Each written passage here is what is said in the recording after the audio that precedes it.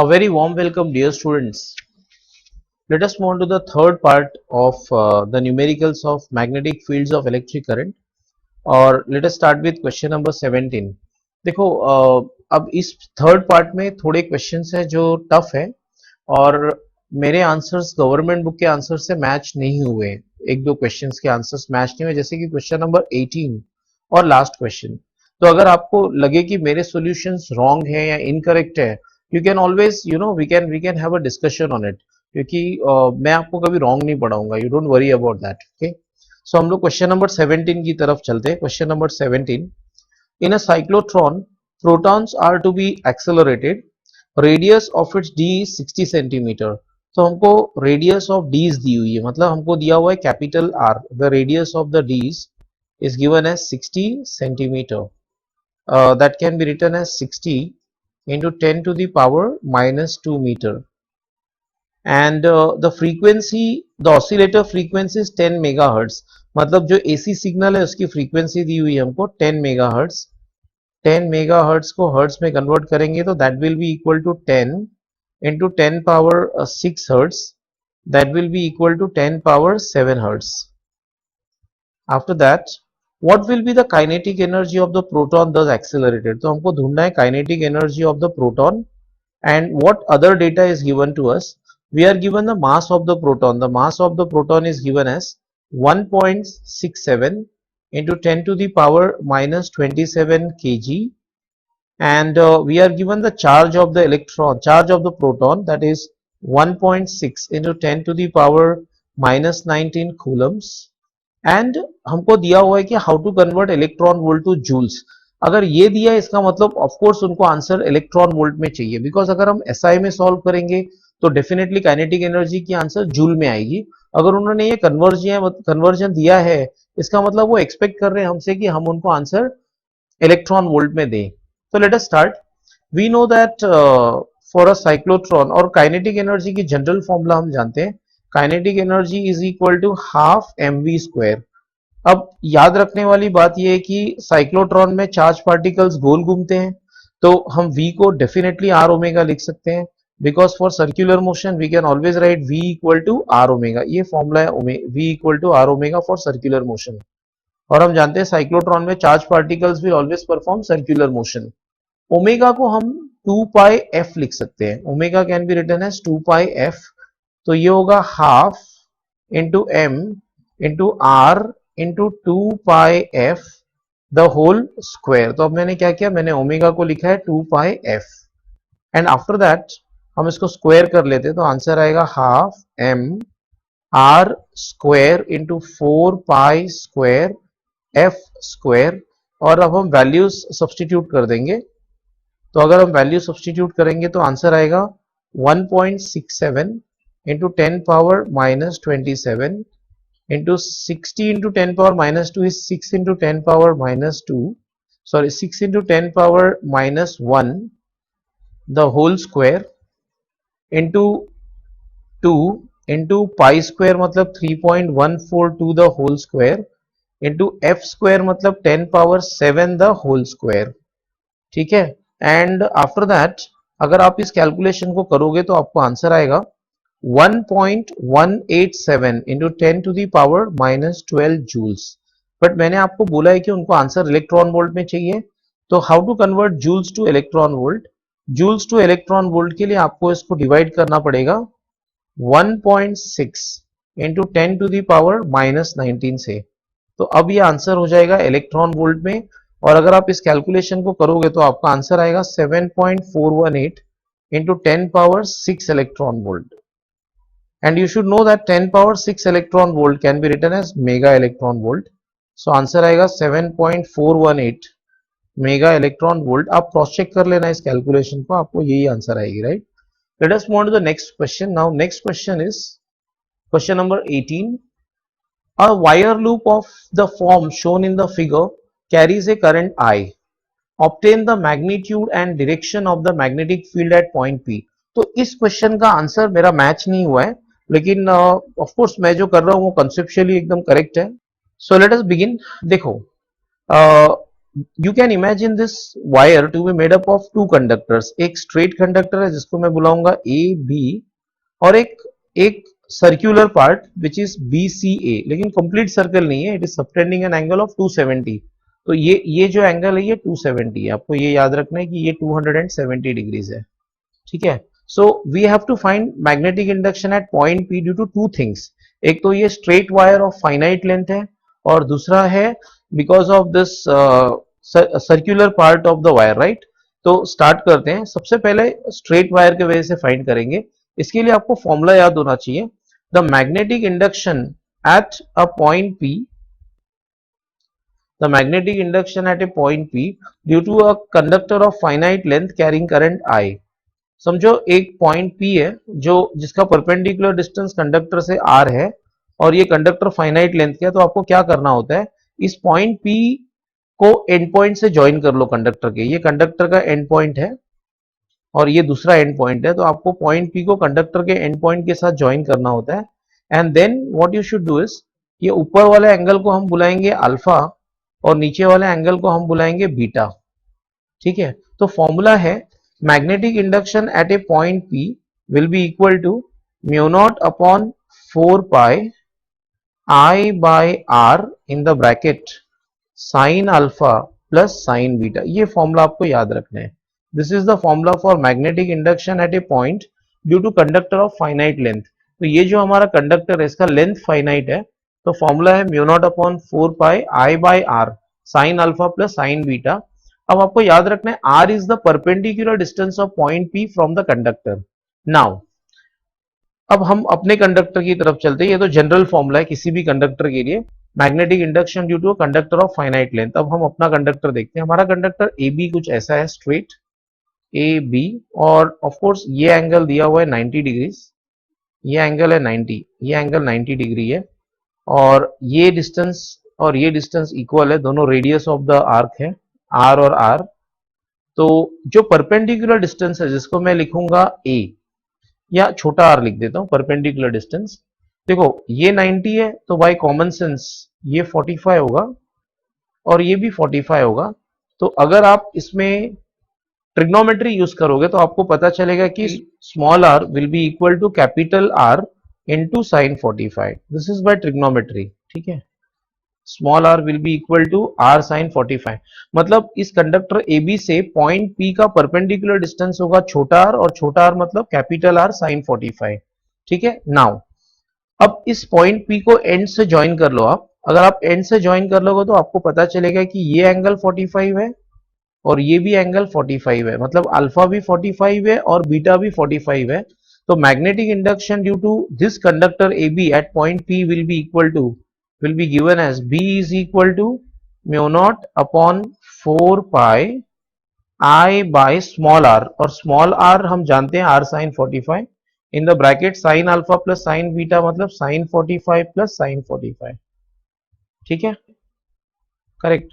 So this will be equal to what, देखो sin 45 2 sin 45, तो sin 45 sin 45 cancel हो जाएंगे और आपको आंसर आएगा mu not upon 4 pi I by R into two two I by R, ऐसे answer आएगा आपको, mu not upon 4 pi 2I by R, this is the answer. By right hand rule, अगर आप राइट हैंड रूल यूज करो तो the direction of magnetic induction at point P is inwards. तो by right hand rule the direction of magnetic induction at point P is inwards. तो जिसको right hand rule नहीं आती, मैंने diagram बनाई है, देखो, hold the conductor in your right hand such that the thumb is pointing in the direction of the current, then the curled finger will give you the direction of magnetic induction। तो अगर आप ये right hand rule use करो तो यहाँ पे point P पे due to the straight conductor the direction of magnetic induction is inwards, तो ये हमको मिल गया magnetic induction due to the straight wire.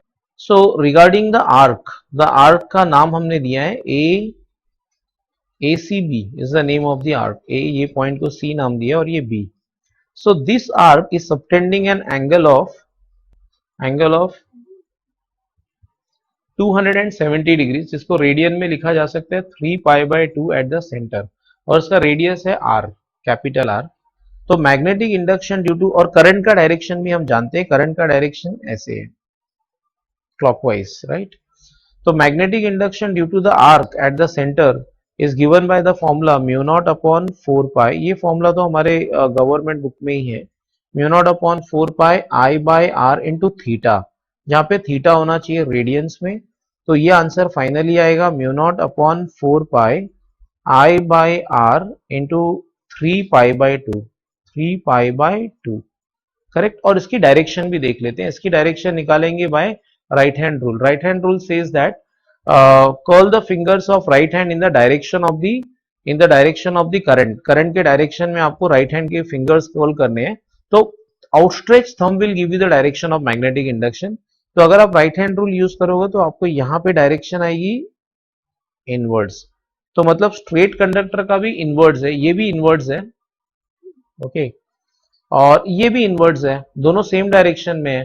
तो मैग्नेटिक इंडक्शन ऐड होगी, तो हमारा फाइनल आंसर आएगा B total, B net will be equal to magnetic induction due to the wire, जिसको मैं B1 लिख देता हूं, और magnetic induction due to the arc को B2। तो B1 plus B2 that is the answer, B1 plus B2। अब common terms बाहर ले लेते हैं, mu not upon 4 pi I by R common है, तो आपको फाइनल आंसर आएगा mu not upon 4 pi I by R, और ब्रैकेट में आंसर आएगा 2 plus 3 pi by 2, 2 plus 3 pi by 2, और फाइनल डायरेक्शन होगा इनवर्ड्स, करेक्ट। अब नेक्स्ट क्वेश्चन देखते हैं। सो ये मेरा गवर्नमेंट बुक के साथ ऑफ कोर्स आंसर मैच नहीं हुआ, बट मैंने पूरा मेथड जो यूज किया है वो करेक्ट है। So maybe in the next year they may do the correction, okay. So हम लोग क्वेश्चन नंबर 19 की तरफ बढ़ते हैं। Question number 19, two long parallel wires going into the plane of the paper are separated by a distance r and carry current I each in the same direction। तो मैं आपको visualise करा देता हूं कैसे होंगे वायर्स। देखो इसको, इन दोनों को आप वायर मान लो, राइट। ये एक वायर है जिसमें करंट I फ्लो हो रहा है, और ये भी एक वायर है जिसमें करंट I फ्लो हो रहा है, और ऑफ कोर्स वो अंदर जा रहा है ऐसे, राइट, अंदर की तरफ। So this is the current I, they are going inside the laptop और inside the mobile screen, okay, ऐसे अंदर की तरफ जा रहा है, नेगेटिव जेड एक्सिस की तरफ, ठीक है। And they are separated by distance of R, ये डिस्टेंस हम जानते हैं capital R. So two currents they are and long parallel wires going into the plane of the paper are separated by distance r carrying current I, show that the magnitude of magnetic field at a point P equidistant from the wires and subtending angle theta from the plane containing the wires is B equal to mu naught upon pi I by r sin 2 theta, and what is the direction of the magnetic induction। मतलब एक point P है जो इन दोनों से equal distance पे है। तो मैं आपको विजुअलाइज करवा देता हूं। हाँ, एक पॉइंट P है, ये एक पॉइंट P है, ठीक है, वो इन दोनों वायर्स से इक्वल डिस्टेंस पे, मतलब अगर ये डिस्टेंस r है तो ये भी डिस्टेंस r है। Subtending angle theta from the plane containing the, मतलब ये एंगल थीटा है, ओके, और ये एंगल भी हमको दी हुई है theta, this two angles are theta each, और हमको फाइंड करना है यहाँ पे magnetic induction because of this two wires, और प्रूव करना है कि ये फाइनल आंसर आएगा B equal to mu not upon pi I by R into sine 2 theta. सबसे पहले मैं इस R को इस R के टर्म्स में कन्वर्ट कर लेता हूं, और उसके लिए मैं क्या करूंगा, मैं एक लाइन ड्रॉ कर देता हूं, यहाँ पे परपेंडिकुलर लाइन ड्रॉ कर लेता हूं, यहाँ पे ऐसे,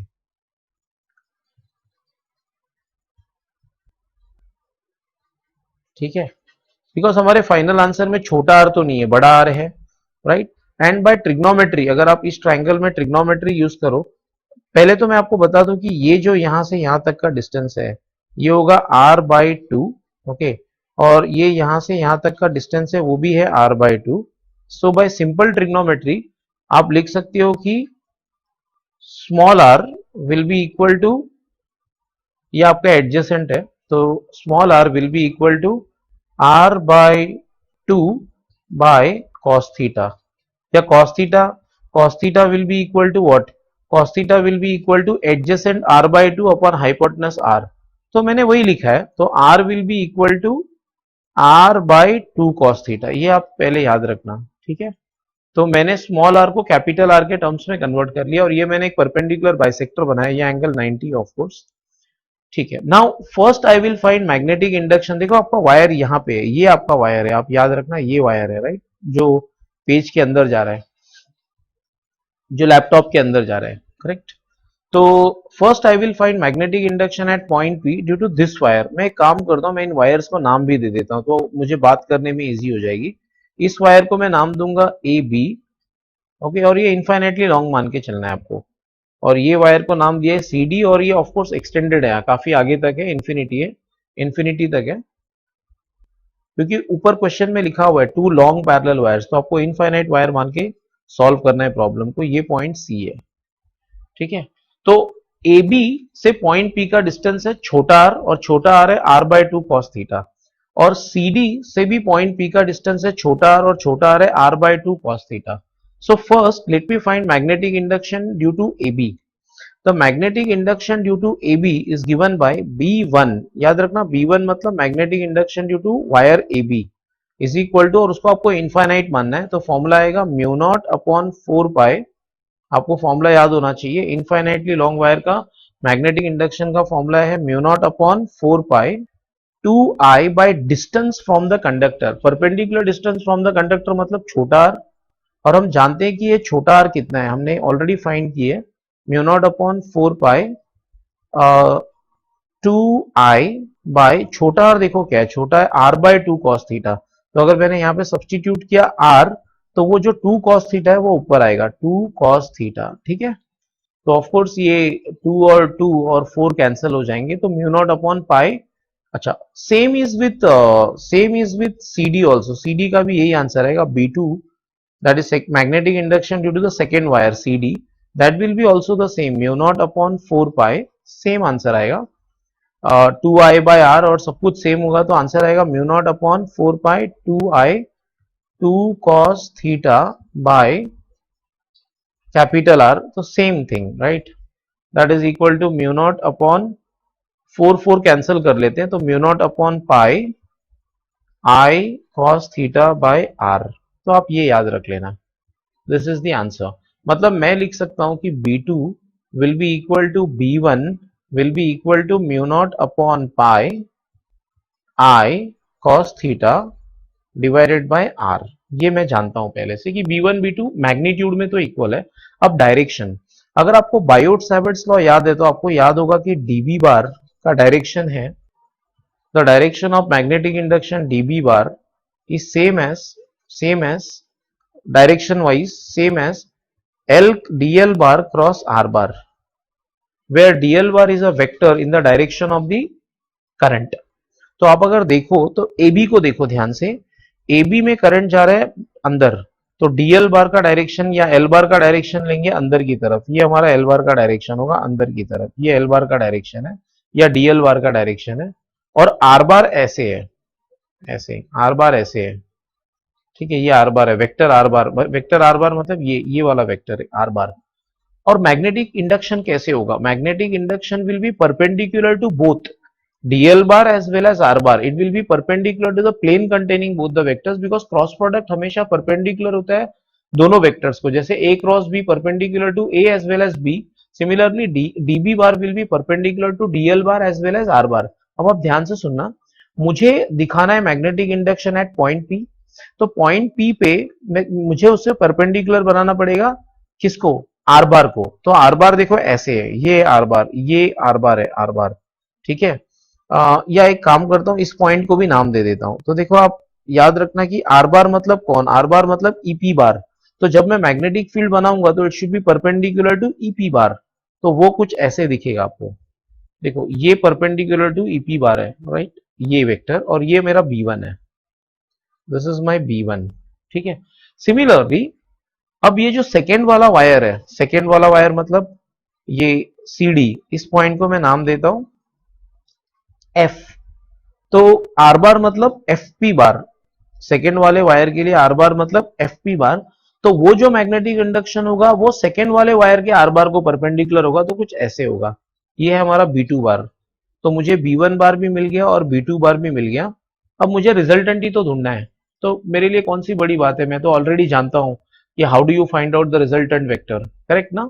अब आप देखो कैसे करेंगे सॉल्व, आप ध्यान से देखना, मैं फिर से एक बार रिपीट कर देता हूं, B1 और B2 के मैग्नीट्यूड में तो शायद किसी को कोई प्रॉब्लम नहीं आई रहेगी, mu naught upon 4 pi 2i by r, because this is the formula for magnetic induction due to a infinitely long wire.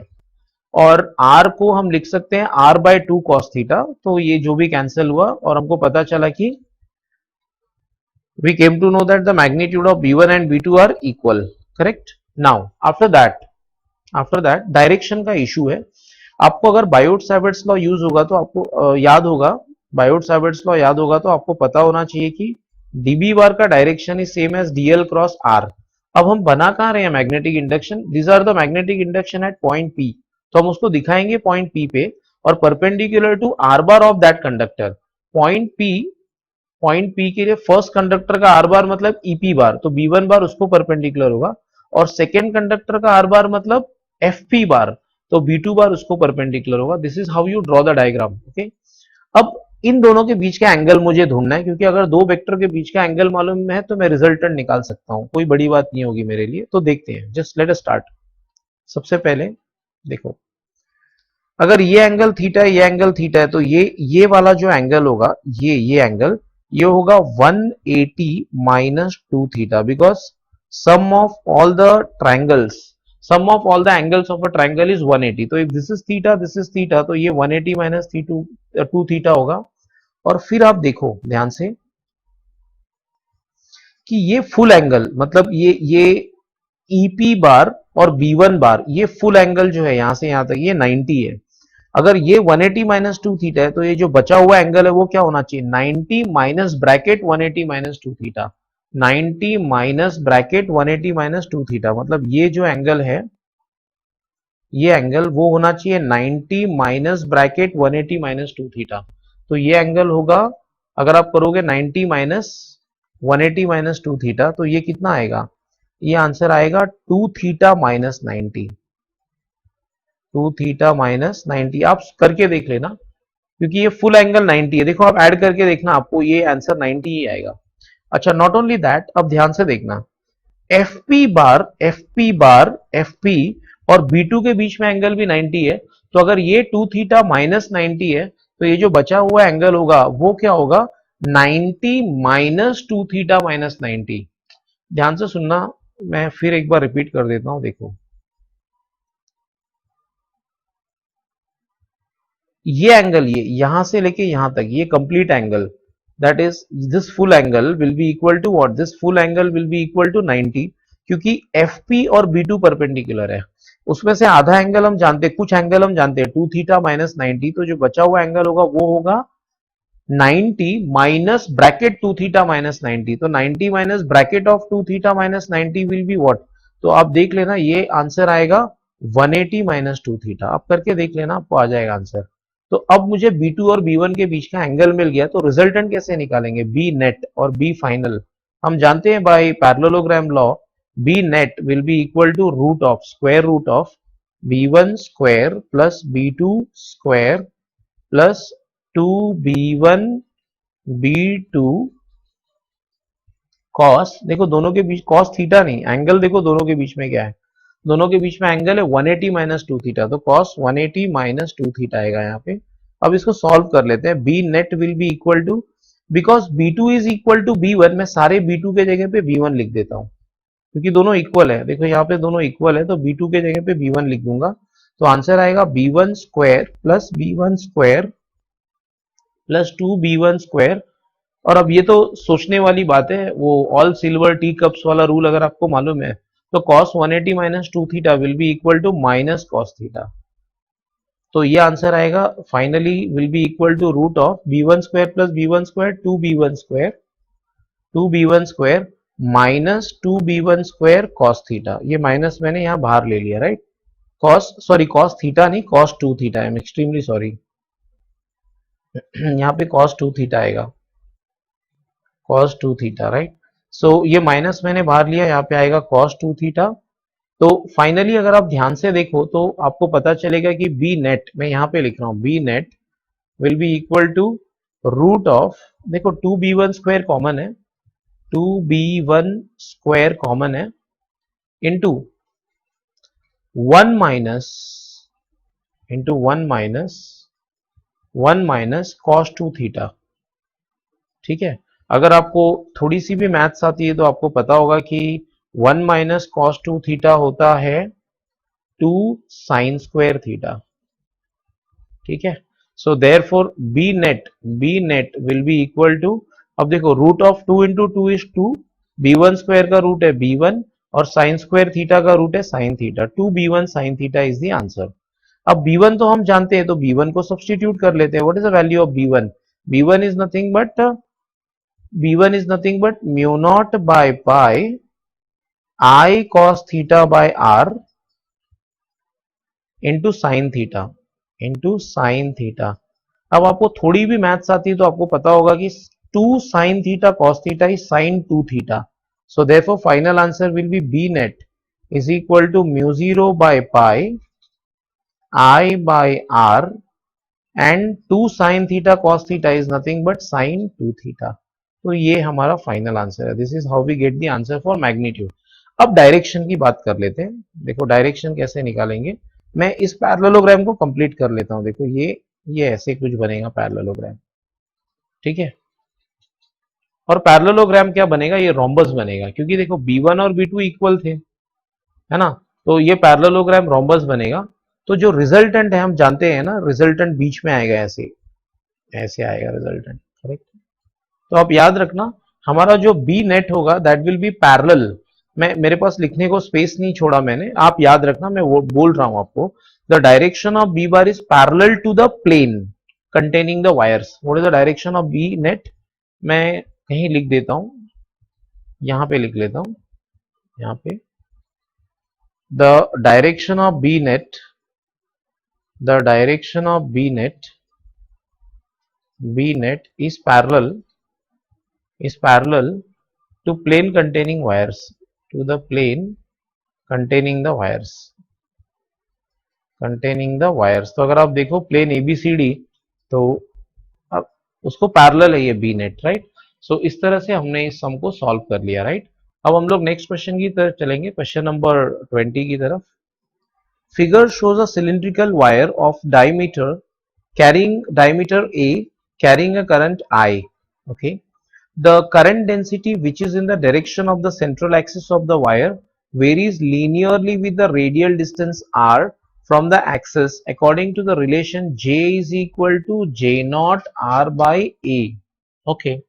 मतलब जो करंट डेंसिटी है वो कांस्टेंट नहीं है। In other words what is happening is कि अगर मैं आपको एक्सप्लेन करूं तो कुछ ऐसा है। देखो करंट डेंसिटी कांस्टेंट नहीं है, मतलब क्या एग्जैक्टली देखो ये एक्सिस है। आप जैसे जैसे आगे जाएंगे, that is distance measured from the axis, आगे जाएंगे तो करंट अलग अलग होगा। मतलब इस पार्ट में करंट अलग होगा, इस पार्ट में शायद और अलग होगा। So current is not uniform, that is what they are trying to से।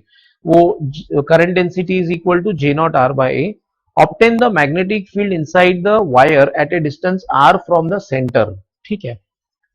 देखते हैं, अब एक काम करते हैं, सी इस डायग्राम को हम लोग साइड व्यू में बना रहे हैं। साइड व्यू मतलब साइड व्यू में बनाएंगे, मतलब डायग्राम है सीन फ्रॉम द साइड, तो हम ये आर वगैरह सही से लिख पाएंगे। So let me draw the side view of this diagram. ये समझ लो आपका सिलेंडर है, ओके। और कहीं ना कहीं डेफिनेटली उसका सेंटर भी होगा। अब हम क्या करते हैं, देखो हमको फाइंड करना है magnetic induction where at a distance r from the centre, at a distance r from the centre. Problem ये है कि देखो what I will do is, मुझे इस पॉइंट इस डिस्टेंस r पे मैग्नेटिक फील्ड ढूंढना है। तो मैं क्या करूंगा, मैं यहाँ पे एम्पीरियन लूप भी ऐसे ही बनाऊंगा कि वो एम्पीरियन लूप जो होगा इसी पे ओवरलैप कर लेगा, ठीक है। एम्पीरियन लूप बनाइए, एम्पीरियन लूप है। आई hope you know that for using, मैं इसमें एम्पियर्स लॉ यूज करने वाला हूँ। और जब भी हम एम्पियर्स लॉ यूज करते हैं तो हम एक लूप बनाते हैं, और ये लूप मैंने ऐसे बनाया कि वो उस सर्कुलर पार्ट पे ओवरलैप कर रहा है। मुझे एक पॉइंट P पे मैग्नेटिक फील्ड निकालना है, let us say that. So question में ये दिया हुआ है मुझे कि find the magnetic induction at a point P at a distance R from the axis. तो मैंने एक एम्पीरियन लूप बना लिया, ओके, जो सर्कुलर शेप का बनाया, and that is passing through the point P। और ऑफ कोर्स ये मैग्नेटिक फील्ड, इसमें करंट फ्लो हो रहा है, राइट। अगर करंट इनवर्ड जाएगा तो लेट अस से हम लोग मान लेते हैं कि करंट अंदर जा रहा है, अंदर जा रहा है मतलब करंट इस तरह से फ्लो हो रहा है, ऐसे current is flowing like this, और हम लोग इस तरफ से देख रहे हैं, है ना, साइड व्यू ऐसे देख रहे हैं, साइड व्यू, तो करंट अंदर जाएगा, करंट अंदर जाएगा तो मैग्नेटिक फील्ड गोल होगा ऐसे, और this is the direction of B bar at each and every point, ऐसे टेंजेंशियल, तो मैग्नेटिक फील्ड ऐसा होगा। करेक्ट। अब आगे बढ़ते हैं। देखो, अगर आप बोलो कि इसमें क्या प्रॉब्लम क्या है सर, ये तो बड़ा इजी सा सम है, तो मैं आपको समझा देता हूं इसमें प्रॉब्लम क्या है। देखो, by Ampere's law, by Ampere's law, Ampere's law, ध्यान से सुनना आप, the line integral of magnetic induction, ठीक है, over the close loop is equal to mu naught times of current enclosed by the loop. अब प्रॉब्लम ये है कि इस सेक्शन में, ये जो सेक्शन है, फॉर एग्जांपल ये जो पार्ट है, ये सेक्शन यहां से यहां तक, अब इसमें कितना करंट फ्लो रहा है वो तो मैं नहीं जानता ना, इस पार्ट में करंट कितना फ्लो रहा है, I have no idea about it. Okay, not only that, देखो ये पार्ट, ये this is the part enclosed by the loop, तो इस पूरे पार्ट में कितना करंट फ्लो रहा है मुझे ढूंढना पड़ेगा, right, and that is nothing but I, मेरे लिए वो आई होगा। अब वो कैसे ढूंढते हैं, देखो मैं आपको बताता हूँ। प्रॉब्लम ये है कि अगर आप एक्सिस से आगे आगे आगे आगे जाओगे तो करंट अलग अलग है। How do I know, I tell you. देखो, जे का फॉर्मूला दिया है आपको, J is equal to J not R by A. What is the meaning of current density? Current density is nothing but current per unit area, current per unit area, that is equal to J naught R by A. So current per unit area मतलब DI by DA, that is given to us J naught R by A, ठीक है। और मुझे ढूंढना है DI, what I want to find out, मुझे ढूंढना है करंट एनक्लोज्ड इन दिस। अब देखो होता क्या है कि क्योंकि करंट आर पे डिपेंड करता है, मतलब अलग अलग जगह पे अगर मैं सेंटर से आगे आगे जाऊं तो करंट की वैल्यू अलग अलग होगी, तो मुझे total current, that is the current is variable, तो मुझे करंट ढूंढना पड़ेगा what is the total current from this point two this point. तो मैं कैसे निकालूंगा, आप ध्यान से देखना, मुझे निकालना है करंट आई। करंट आई मतलब here what is I, I is current enclosed, current enclosed by amperian loop, current enclosed by amperian loop, amperian loop, amperian loop। तो आप ध्यान से देखो कैसे करेंगे हम लोग, एकदम कॉन्सेंट्रेट करना आप लोग। अगर आप जेई मेन के स्टूडेंट हो तो आपके लिए तो ये सब बहुत आसान होगा, बट जो बच्चे नीट वाले हैं या फिर जो एंट्रेंस देना ही नहीं चाहते, राइट, उनके लिए तो ये सब थोड़ा टफ हो गया। But I just tell you what is the way.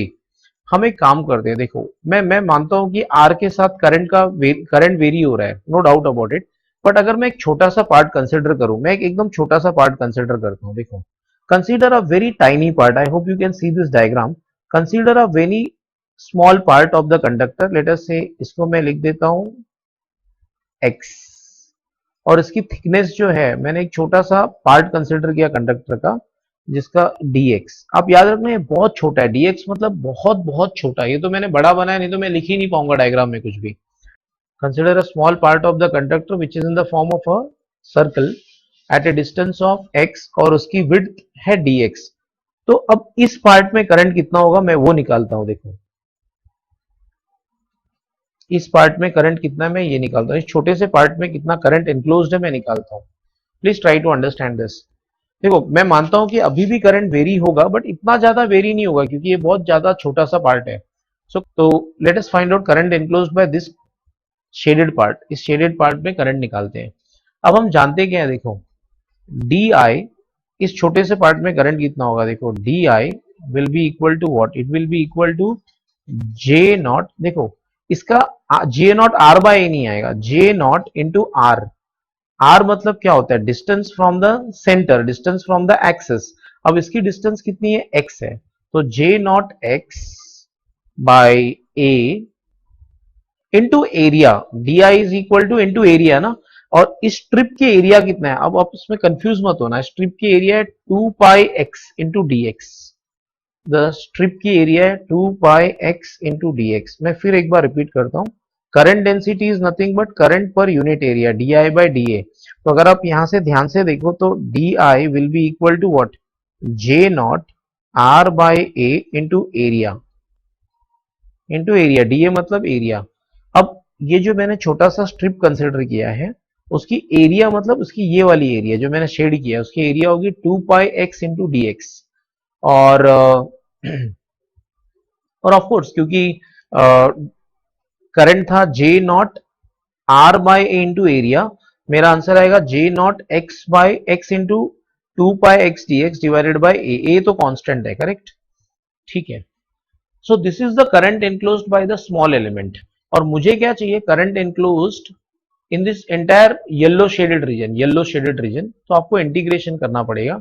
Current I will be equal to integration of d I, और एक्स की लिमिट्स देखो कहां से कहां तक है, मुझे यहां से लेके यहां तक करंट एनक्लोज ढूंढना है, तो लिमिट्स लगेंगे 0 से लेके आर तक, तो आंसर आएगा I will be equal to integration of 0 to R. Constant terms को बाहर निकाल देते हैं, तो कांस्टेंट क्या क्या है, देखो कांस्टेंट है J not by a 2 pi, अंदर बचेगा x square limits 0 to R, तो हम सब जानते हैं, तो बहुत मामूली सी इंटीग्रेशन है, J not by A into 2 pi, J not by A into 2 pi, ये होगा एक्स क्यूब बाई 3, और लिमिट सब्सटीट्यूट करेंगे तो आर क्यूब बाई 3, मैं वो स्टेप नहीं लिख रहा हूं, मैं एक्सपेक्ट करता हूं कि आप लोग जानते हो कि ये एक्स क्यूब बाई 3 आएगा, फिर वो 0 टू आर के लिमिट्स डालेंगे तो आर क्यूब बाई 3 आएगा, ठीक है। अब इसको मैं इक्वेशन नंबर 1 में सब्सटीट्यूट कर लूंगा, राइट। या इक्वेशन नंबर 1 को पहले कंटिन्यू कर लेता हूं। I hope you know that integration of B bar dot d l bar का क्या मतलब होगा, देखो इसको हम लोग कंटिन्यू कर रहे हैं इक्वेशन 1 को।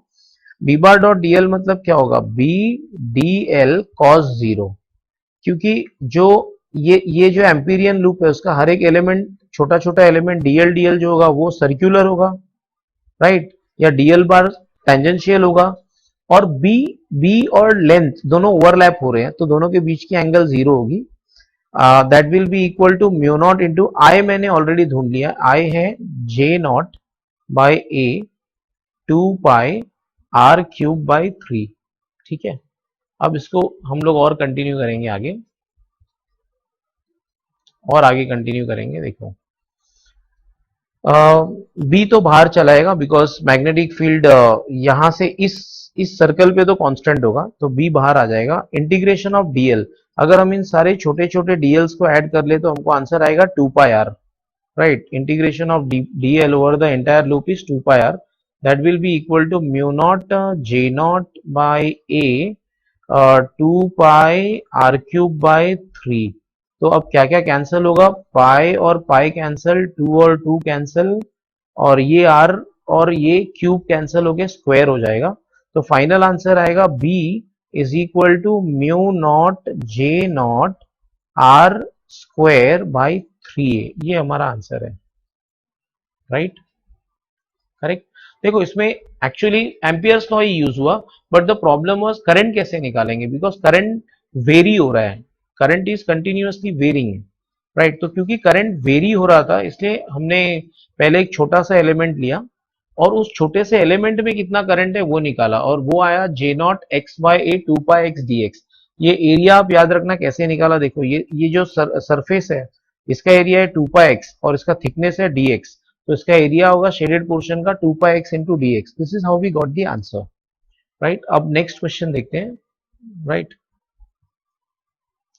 In the above problem, what will be the magnetic field B inside the wire at a distance r from its center if the current density J is uniform? देखो अब J कांस्टेंट है ना, J constant है, J constant है मतलब अब वो distance पे डिपेंड नहीं कर रहा है, पहले की तरह नहीं है सिचुएशन, तो मैं आप वही डायग्राम फिर विजुअलाइज कर लो, और ये साइड व्यू बना रहा हूं मैं उसका, तो फिर एक बार अब हमको पूछा हुआ है कि find out the magnetic induction at a distance r from the centre, और J कांस्टेंट है, ठीक है।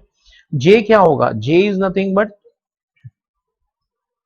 Current per unit area, current per unit area मतलब क्या होता है, करंट पर यूनिट एरिया मतलब current in every 1 metre square, so current per unit area मतलब current in every 1 metre square, मतलब अगर मैं आपसे पूछूंगा कि 1 मीटर स्क्वायर में कितना करंट है तो आप बोलोगे J, 2 मीटर स्क्वायर में 2J, 10 मीटर स्क्वायर में 10J, ऐसा आप कब बोल सकते हो, अगर करंट डेंसिटी यूनिफॉर्म होगी तो, राइट, ठीक है। अब निकालते हैं मैग्नेटिक इंडक्शन, सब कुछ सेम होगा, देखो फिर से हम लोग एम्पीरियन लूप ड्रॉ करेंगे, और एम्पीरियन लूप हम लोग फिर से, ये पॉइंट P है, तो एम्पीरियन लूप हम लोग फिर से सर्कल ड्रॉ करेंगे, and this will be passing through what, the point P, it will be passing through the point P and it will be a circle. ठीक है, फिर एक बार सब कुछ वही होगा वापस। हम जानते हैं कि मैग्नेटिक फील्ड इसी पे ओवरलैप होगा। The magnetic field will overlap on this, magnetic field भी ऐसे ही होगा, ये बी बार है हमारा, या टेंजेंशियल होगा ऐसे बोल सकते हैं, ये बी बार का डायरेक्शन है, बी बार भी ऐसे ही होगा, right. Now by Ampere's law, by Ampere's law, by Ampere's law, I can write once again the same thing.